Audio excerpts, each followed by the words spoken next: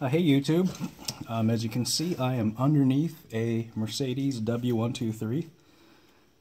In this case this is a 1981 240D, but the other models such as a 300D, the 280E, 200D, 220D, they're all pretty similar. So what we're doing here today is doing a differential gear oil service. It's kind of unknown how long the oil's been in this differential, so we're just going to go ahead and change the fluid out, renew it. So to do this job you need to be able to get underneath the Mercedes, whether it be on a hoist or over a drive over pit, or if you jack it up and put it on jack stands. I'm not going to discuss jacking that up and putting on jack stands. It's something that's widely discussed on the internet and lots of different ways to do it. So what we'll need to do or have is a 14mm Allen or hex. In this case I've got the Mercedes Hazet tool. In fact, this has got the Mercedes part number right here. I don't know if this tool is available anymore. I've had it for damn near 20 years. The other alternative, and we may end up needing it, is a breaker bar, or in this case a long-handled ratchet, and a socket, 14mm hex. This is an Armstrong, but pretty much any quality brand should work as long as the hex fits very tightly. As long as the tool fits tightly in the plugs. I went ahead earlier and cleaned it with, toothbrush, screwdriver, and some brake cleaner. Just sprayed it down just to clean the dirt out of that. You want a good solid connection here. Okay. Anyway, since I hardly ever use this tool, I'm going to try this first, see if I could break the plugs free with it. You always want to start with the fill plug. The reason why I say this is there have been cases of people pulling the drain plug off, fluid draining out, and then they had difficulties pulling the fill plug off. You always want to pull the fill plug off first. That way you can at least fill the differential back up to its proper level. Whereas if you just pull the drain plug off first, you're kind of screwed. So we'll go ahead and give this old school tool a try. There we go. So we know the fill plug is loose and ready to go. So we'll go ahead and unscrew it and see if any fluid comes out. As you can see, nothing came out. I'll go ahead and stick my finger in the hole, see how far down the fluid is. Okay, we're not low. We're not that low on the fluid level. I had to bend my finger down about 2 millimeters. Generally speaking, you want the fluid level to be pretty much level with the fill plug. All right, so we'll go ahead and put the fill plug aside. Put that aside for the time being. And now we can, I've got a drain pan, something that can hold at least a quart and a half, suggested. So I've got this underneath now. Alright, got a good solid fit on the plug. Wow, this Hazet actually works fairly well. It's a nice long-handled tool.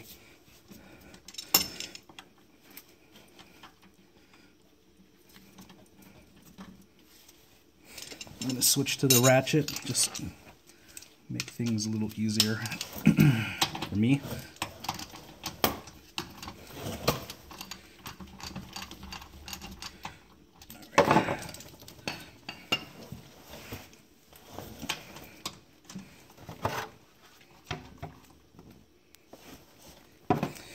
All right, so we'll go ahead and let the fluid drain out. As you can see, this is a fairly dark fluid. Yeah, it's due for service.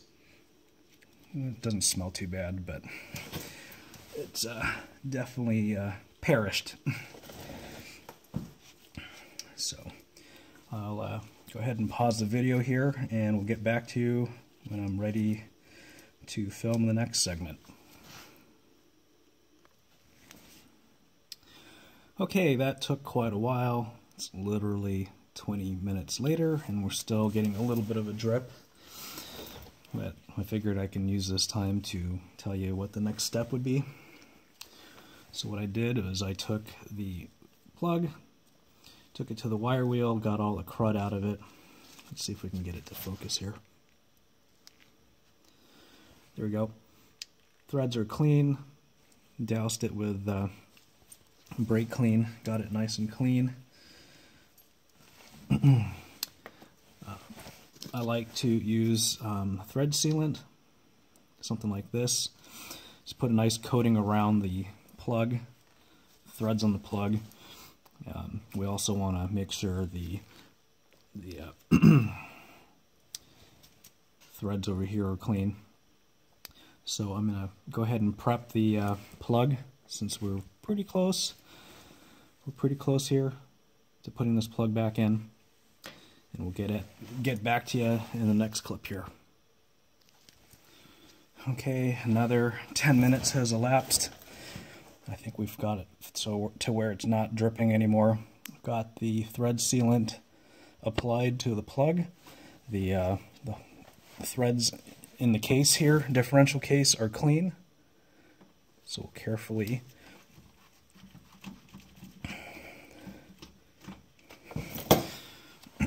run that in.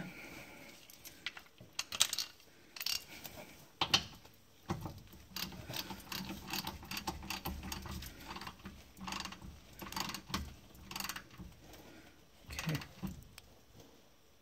All right. I'm going to go and get my torque wrench so that we can properly apply torque to that drain plug. And once I get my torque wrench, I'll get back to you. Okay, looked up the torque specs. It's 50 Newton meters. Most of the time, you just tighten these until they're snug. It's just a pipe thread fitting, but I'll go ahead and run the torque wrench here. All right, and that is 50 Newton meters. From here, it's time to fill the differential. We're going to go ahead and use a good brand name fluid here. Sometimes I like to use a clear hose. It helps be able to get the bottle situated in a way where you can get the fluid straight in. But it actually looks like I'll be able to do that without the hose on this car. It's been a while since I've done one of these. So, drain pan underneath to catch any of the fluid comes out, and we just squeeze.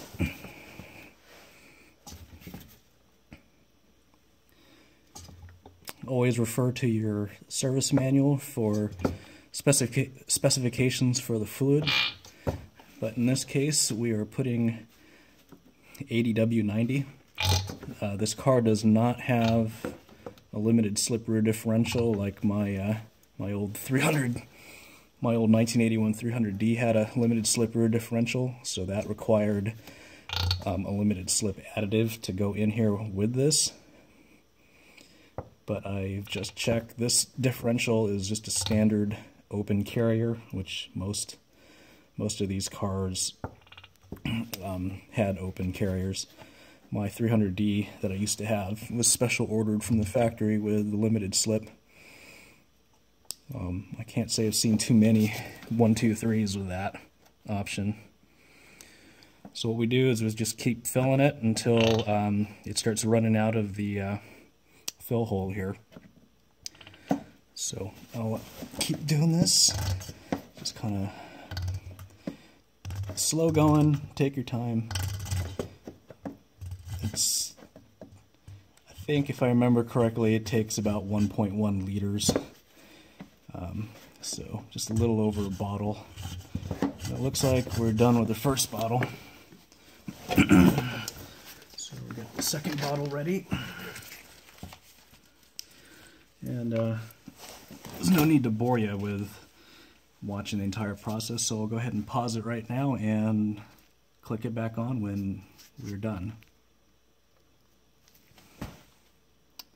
Okay, well, I was right. I barely started putting the second container of fluid in, and we got to the point now where the fluid's coming out of the fill plug, which means it is flush with the fill plug, and this is with the vehicle on level ground.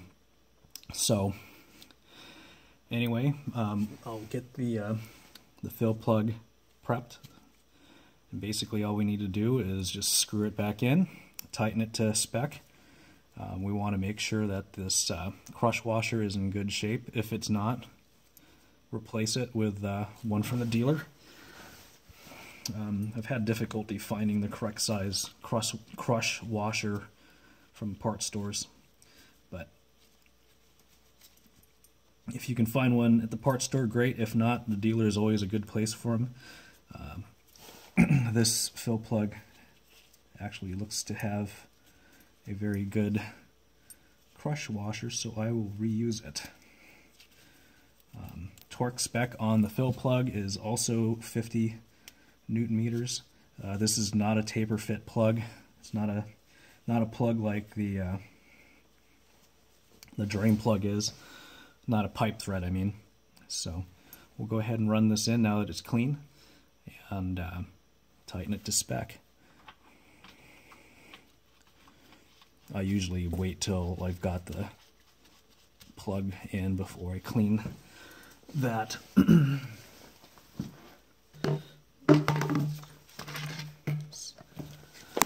Oops.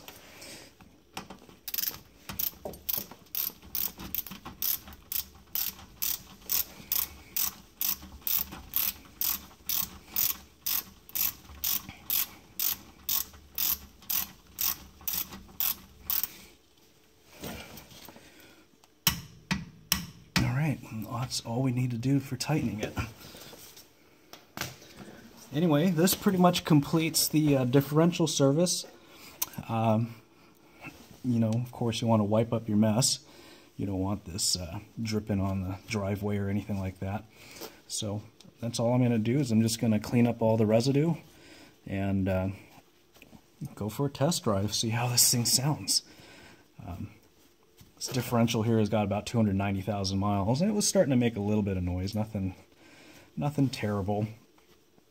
So figured we'd just give it a good differential service and see how she does. Anyway, I hope this helps. Please like and subscribe if you like this video and would like to see more. And thanks for watching.